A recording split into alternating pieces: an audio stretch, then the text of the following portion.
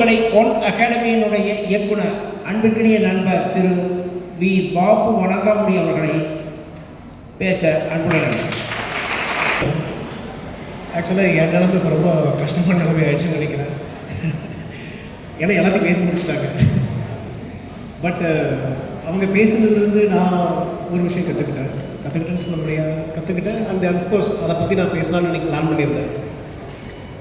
So மனுஷன் தோன்ற காலத்துலேயே ஃபஸ்ட்டு நெருப்பு கண்டுபிடிச்சாங்க, அதுக்கப்புறம் சக்கரை கண்டுபிடிச்சாங்க இல்லைங்களா? ஸோ இந்த கண்டுபிடிப்பு இருக்கு இல்லையா, இது எங்கிருந்து வந்துச்சு? இல்லை இதுக்கு சம்மந்தம் இருக்குது, நான் சம்மந்தம்லாம் பேசல. நான் ஒரு பிளான் பண்ணியிருக்கேன். இந்த கண்டுபிடிப்போட ஆரிஜின் என்ன? யாரும் சும்மா சொல்லுங்கக்கா, உங்களுக்குலாம் மார்க்லாம் கொடுக்க மாட்டேன். நான் I'm not teaching any board classes. Any idea தெரிஞ்சால் சொல்லலாம். என்னப்பா இங்கே எதுவும் வேடிக்கை பார்க்க தான் வந்திருக்கீங்களா? வேடிக்கை பார்க்கறதும் நான் செலிப்ரிட்டிலாம் கிடையாது. பேசுனா ஏதாவது சொல்கிறேன். So origin of invention sir சொல்லுங்க. Okay, some people are telling. Yeah, நான் சொல்கிறேன். ஸோ திங்கிங், சிந்தனை.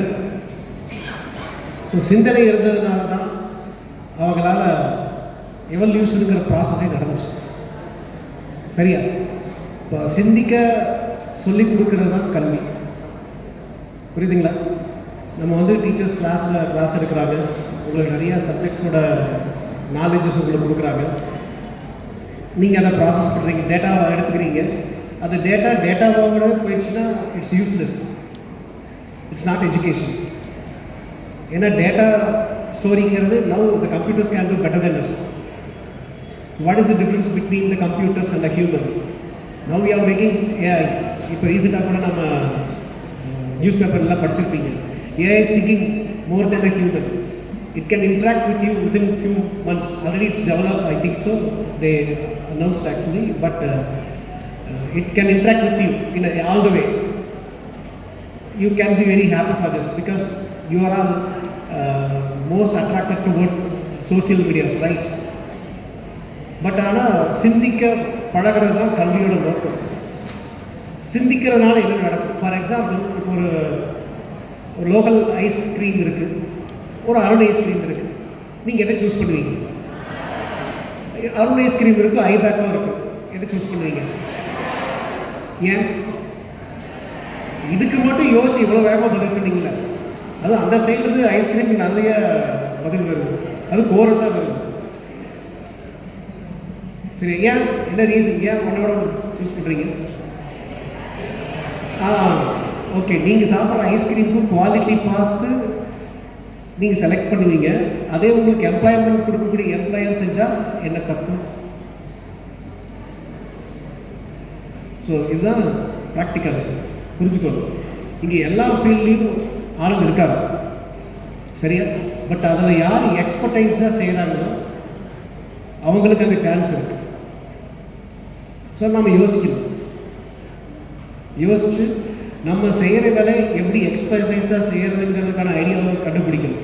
அந்த ஐடியாஸ் தான் நம்ம டீச்சர்ஸ் எல்லாமே பர்டிகுலர் சப்ஜெக்ட்ஸில் உங்களுக்கு சொன்னாங்க. ஆக்சுவலாக it's the extreme level of making scores. புரியுதா? ஸோ அதை தான் உங்களுக்கு சொல்லியிருக்காங்க. இத்தனை வருஷம் எக்ஸ்பீரியன்ஸில் அதை எப்படி எழுதுனா உங்களுக்கு டீச்சர்ஸ் வந்து பெட்டராக எக்ஸாம்ஸில் ஸ்கோர் கொடுப்பாங்கிறத உங்களுக்கு சொல்லியிருக்காங்க. நீங்கள் யோசித்து செய்ய வேண்டிய வேலையை அவங்க யோசித்து உங்களுக்கு டைரெக்டாக ஸ்பூன் ஃபீட் பண்ணியிருக்காங்க. It's a very important thing. அதை நீங்களே செய்யணும். நீங்கள் இனிமேல் செய்யுங்க. அவங்க சொன்ன டேட்டாஸ்லாம் எடுத்துக்கோங்க. யூ ஜஸ்ட் ப்ராசஸ் யுவர் செல்ஃப், then take a better idea, then attend all your exams with courage. Definitely you can achieve your exam basis. I wish you all the way. சரியா? அதுக்கப்புறம் நம்ம பாயிண்ட் போகிறோம். இப்போ இந்த காம்படிஷன். ஸோ ஒரு ஐஸ்கிரீமோட ஒரு ice cream better competition இருக்குது. So இங்கே எல்லாமே காம்படிஷன் தான். நீங்கள் வந்து படித்தாலும் காம்படிஷன் தான், காலேஜ் போனாலும் காம்படிஷன் தான், வேலைக்கு வந்தாலும் காம்படிஷன் தான். If you start a business also, it's going to be a competition. Then whoever gives the best solution for the product or the process, they can win. Can you able to win? உங்களால் ஜெயிக்க முடியுமா?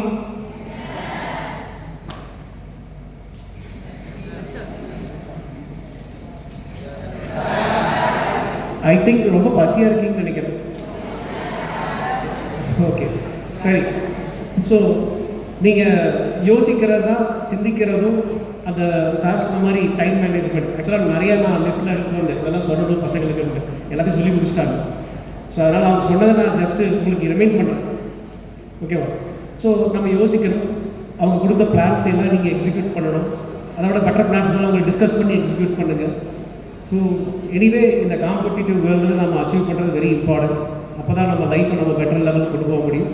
நீங்கள் இன்னொரு விஷயம் எனக்கான கேள்வி இது, நான் ரொம்ப நாளாக யோசிச்சுட்டே இருக்கேன். இப்போ ஒரு மோட்டார் வெஹிக்கிள் இண்டஸ்ட்ரி எடுத்தோம்னா தமிழ்நாட்டில் ரொம்ப ஃபேமஸான ஒரு 4-வீலர் மேனுஃபேக்சரிங் கம்பெனி சொல்லுங்க பார்க்கணும். தம்பி, அது தமிழ்நாட்டில் சேர்ந்த கம்பெனி இல்லைப்பா.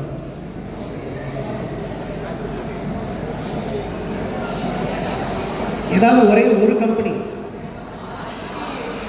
என்னப்பா?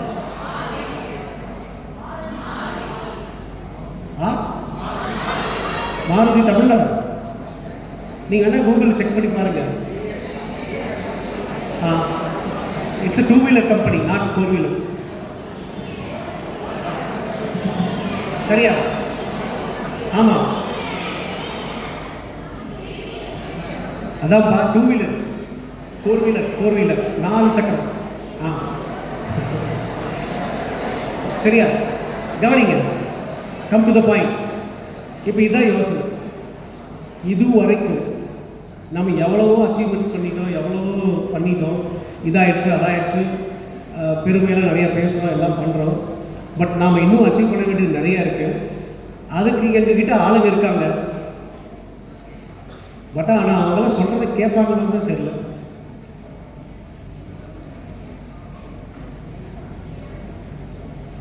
கேட்பாங்கன்னு தெரியல, அமைதியாயிடுச்சு. யாரும் தெரிவிக்கிறீங்களா? அது யாரும் நீங்கள் தான். ஏன்னா நீங்கள் தான் செய்யணும். புரியுதா? ஸோ இது மாதிரியான ஹையஸ்ட் கோல்ஸ் இருக்குது. அதுக்கு நீங்கள் யோசிக்கணும். யோசிச்சு உங்கள் டீச்சர்ஸ் வந்து இந்த போர்டு எக்ஸாம்ஸ் நீங்கள் எழுத போகிறீங்க, 10th 12th ஸ்டூடெண்ட்ஸு, அந்த எக்ஸாமில் எப்படி சக்ஸஸ் பண்ணுறது அவங்களுக்கு உண்டான அந்த இதெல்லாம் யூட்டிலைஸ் பண்ணி பெட்டராக பண்ணுங்கள். At same time competitive exam part வந்தோம்னா நீட், ஜேஇ அண்ட் நிறைய காம்படிட்டிவ் எக்ஸாம்ஸ் இருக்குது. நீட் பற்றி உங்களுக்கு நான் சொல்ல வேண்டிய அவசியம் இல்லை. Physics, chemistry and biology. சரியா? Total 720 marks, 180 questions, 180 minutes that you should clear all the questions. Now, the prepare to competitive exams, it requires thinking. சரியா? நம்ம படித்ததை யோசிக்கணும்.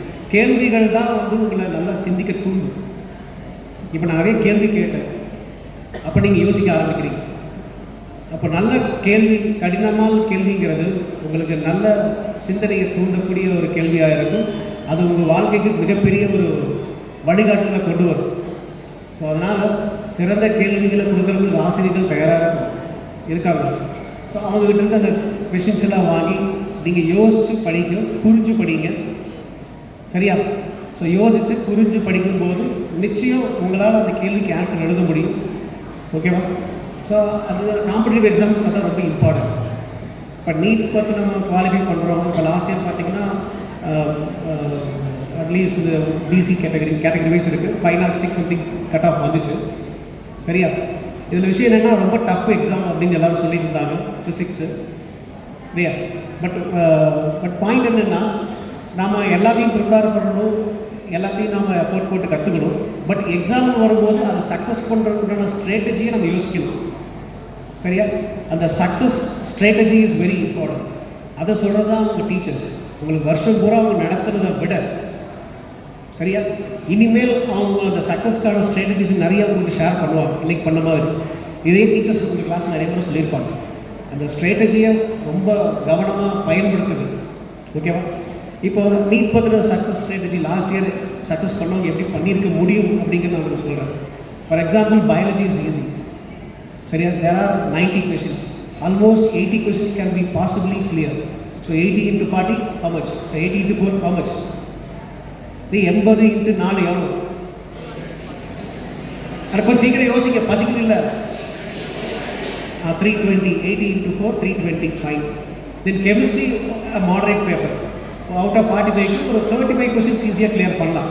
எப்படி எவ்வளோ ஸ்லோவாக ப்ரிப்பேர் பண்ணாலும் easily can clear 35 questions. 35 into 4, 35 into 4, 140. huh? 140. 140. Then 320 plus 140, 465. 460. Even the physics paper was tough.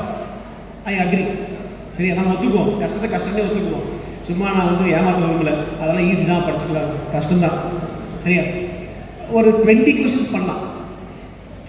Out of 45ல நீ 45 பண்ணிக்க எவ்வளோ பண்ணலாம்? 20 பண்ணலாம். 20 into 4, 460 plus 80, 340. the cutoff is just 506 to get a medicine seat. இப்போ சொல்லு, உங்களால் பண்ண முடியுமா? முடியாது. பண்ண முடியும். அந்த எக்ஸாம் அட்டன் பண்ணுறதுக்கான ஸ்ட்ராட்டஜி, டைம் மேனேஜ்மெண்ட், எதை ஃபஸ்ட்டு பண்ணணும், எதை ஃபஸ்ட்டு பண்ணக்கூடாது, இதையெல்லாம் நம்ம ஒர்க் அவுட் பண்ணுற அளவுக்கு நம்ம கரேஜோடு இருந்தோம்னா நிச்சயம் அதை அச்சீவ் பண்ண முடியும். லைக் ஜேஇ மெயின்ஸ் ஆல்சோ அப்படி தான். Physics, chemistry and maths each subject 25 questions வரும். Total 300 marks. மெயின்ஸ் வந்து நீங்கள் ஒரு குவாலிஃபைங் பண்ணிட்டீங்கன்னா அப்புறம் அட்வான்ஸ்ட் எழுதி நீங்கள் ஐஐடி, என்ஐடி, சரியா, IIIT அந்த மாதிரி நிறைய காலேஜ் நீங்கள் போகலாம்.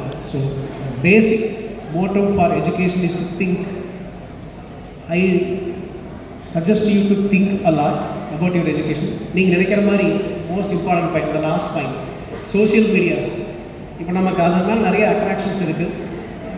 என்னுடைய பையன் சொன்னான், அப்பா நான் உங்களை மாதிரிலாம் வந்து கஷ்டப்பட்டுலாம் ஏர்ன் பண்ண மாட்டேன்ப்பா, நீங்கள் மார்னிங் 5 நைட்டு 11 12 வரைக்கும் வந்திருக்கீங்க, இவ்வளோ கஷ்டப்பட்டு எதுவும் இவ்வளோ கம்மியாக நீங்கள் ஏர்ன் பண்ணுறீங்கன்னு சொல்லி என்கிட்ட சொன்னான். நான் வந்து ஸ்மார்ட் வே இன்கம் பண்ணுவேன், நான் வந்து சோஷியல் மீடியா நடத்தி நான் யூடியூப்பில் வந்து மில்லியன்ஸ் எல்லாம் ஏர்ன் பண்ணுவேன் அப்படின்னு வந்து சொன்னான். எஸ், பாசிபிள் தான், அது அக்செப்ட் பண்ணாமல் பண்ணலாம் மேபி. பட் ஆனால் அது வந்து ஃபைனல் கிடையாது. புரியுதுங்களா? ஸோ உங்களுக்கு அதில் திறமை இருக்கலாம், அதில் உங்களுக்கு இன்ட்ரெஸ்ட் இருக்கலாம், உங்களுக்கு அதில் அட்ராக்ஷன் இருக்கலாம். சரியா? இருந்தாலும் உங்களுக்குன்னு ஒரு பேசிக் குவாலிஃபிகேஷன், உங்களுக்குன்னு ஒரு ப்ரொஃபஷன் இருந்தால் நீங்கள் அங்கே விழுந்தால் கூட உங்கள் லைஃப்பை ஸ்டெபிலைஸ் பண்ணி கொண்டு போகிறதுக்கு இந்த எஜுகேஷன் தான் உங்களை லைஃப் லாங் காப்பாற்றும். சரியா? ஒருமைக்கண் தன் கற்ற கல்வி ஒருவருக்கு எளிமையும் ஏமாப்புடைத்து. கரெக்டாக சொல்லுங்க. சரியா? புரியுதுங்களா? ஸோ அதனால் இப்போ எஜுகேஷன் ரொம்ப இம்பார்ட்டன்ட். ஸோ அந்த அதர் ஆக்டிவிட்டீஸ்லாம் நீங்கள் டிஸ்கனெக்ட் பண்ணிவிட்டு full and full you just focus on your basic foundation on your life. சரியா? Understand reality and value and know about your future and plan your future and do work for that. Okay? So யோசிப்பீங்களா? நான் நீங்கள் ஒரே ஒரு விஷயத்தை சொல்லிக்கிறேன், யோசிங்க. நீங்கள் அப்டேட் ஆவீங்க. அப்டேட் ஆகும்போது காம்படிஷன் ஈஸியாக உங்களால் ஹேண்டில் பண்ண முடியும், டெஃபினட்டாக உங்களால் சக்ஸஸ் பண்ணவும் முடியும். கிளியரா? ஏதாவது டவுட்? Okay, thank you. ஆக்சுவலாக ஜெய் மெயின்ஸோட அனௌன்ஸ்மெண்ட் வந்திருக்கு. சரிங்களா? அது ஜான்வரி phase 1, பிப்ரவரியில் phase 2 அண்ட் மார்ச்சில் phase 3 ஆர் ஏப்ரலில் phase 3 அந்த மாதிரி கண்டக்ட் பண்ணுவாங்க. இன்ட்ரெஸ்ட் இருக்கிறவங்க நீங்கள் டேரெக்டாக கூகுளில் சர்ச் பண்ணி நீங்கள் அப்ளை பண்ணலாம். அது சம்மந்தமாக அது டவுட் இருந்தால் ஒன் அகாடமி ஈரோடு நீங்கள் கூகுளில் சர்ச் பண்ணுங்கள். You will get a contact number so that you can reach us. Thank you. திரு பாபு வணங்காமுடி அவர்களுக்கு நன்றி.